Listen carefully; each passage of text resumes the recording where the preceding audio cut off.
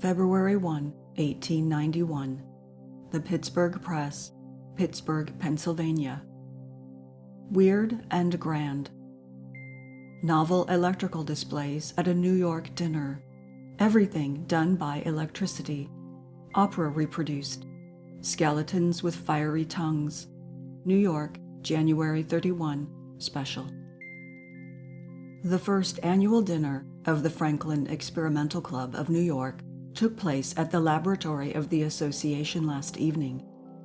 It was the weirdest affair of the kind that was ever given. The pièce de résistance of the banquet was cooked by electricity before the eyes of 30 guests. There were phosphorescent entrees, blue light entremets, a magical dessert, and electrical hors d'oeuvres. The dinner was partly a joke, partly a genuine feast, and partly a scientific demonstration. The Franklin Experimental Club is now only in its swaddling clothes. The dinner last night was given to celebrate its first birthday. William J. Hammer, who was Edison's representative at the Paris exhibition, was the prime spirit in the enterprise. The laboratory has been transformed from its workaday world appearance as if by magic. The guests sat down to the table and were served with the first course. It was cooked by electricity, and in fact, so was everything down to the coffee, which was made over wires. The diners had no sooner got their teeth into samples from a deliciously stewed dish of oysters when bang out went lights and darkness reigned. Then there appeared out of the shadows a couple of hideous grinning skulls. Their eyes shone. From their mouths shot forth the flames. Their jaws moved a snapping like a crocodile's, and from their invisible throats there came forth two sepulchral voices in unison. As ye are, so once were we. As we are now, so ye shall be. It was a pleasing appetizer. Mr. Hammer had, as if by magic, brought them out somehow, and had by the subtle use of a battery and a phonograph made eyes gleam, where, in reality, only sockets were, and their fleshless jaws moved as if they were in life. The lights were turned up again, and another course was introduced. The various guests began to enjoy the product cooked by electricity, but with Ben Franklin at the table, there was small chance for sybaritic enjoyment of the meal. He sat smiling an oily, genial smile, when suddenly there issued from his waxen gullet the following sententious maxim: "A fat kitchen makes a lean will. If you would know the value of money, try to borrow some." And so the dinner went on. In the midst of it suddenly there burst forth the sound of a delicious voice.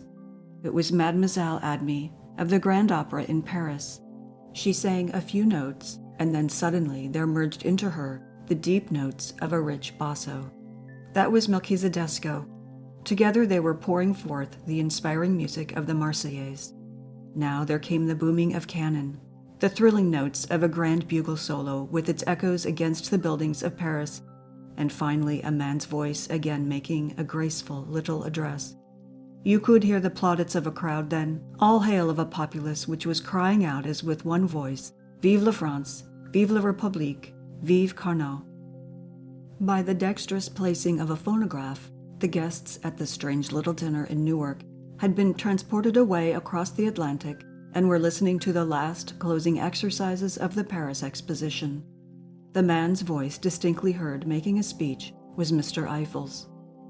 So the dinner went on, and with every course, with every other minute, some strange, uncanny thing was done by the magical intervention of electricity. Just as the dessert was well entered upon, there was a sound like the bursting of a bomb, and a big round affair, which had been hanging all the evening above the table in the most innocent manner, was shattered into 100 pieces. The result was something like the fusillade of Congedi during the old-time carnival at Rome. Every man was showered with bonbons, as if he were caught in a snowstorm, and it literally showered candy. After that, the coffee was brewed on the table by electricity, and the cigars and cigarettes were passed from one guest to another like a miniature railroad that ran on a track about the table.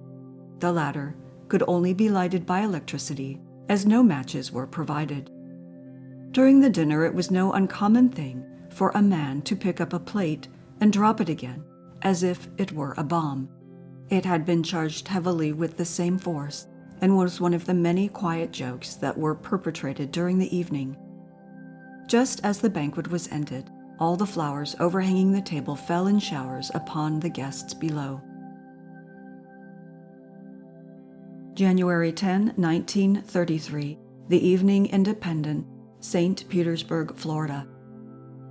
Grass growing by electric current considered for Cleveland Stadium.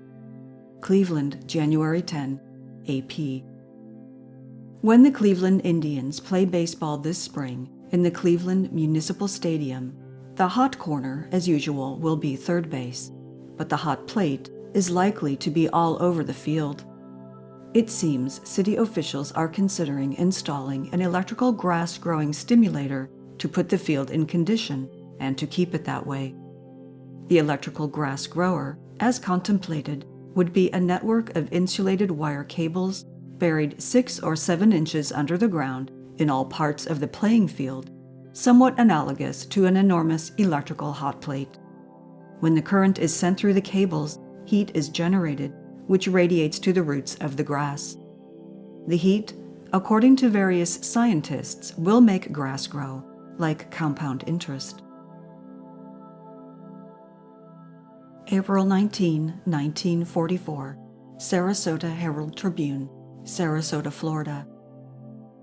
Use electricity to stop sneezes. Memphis, April 19, AP. A series of electrical shock treatments are being given Mrs. Albert Sanders of Jonesboro, Arkansas, in an effort to combat a sneezing attack which has persisted since April 7.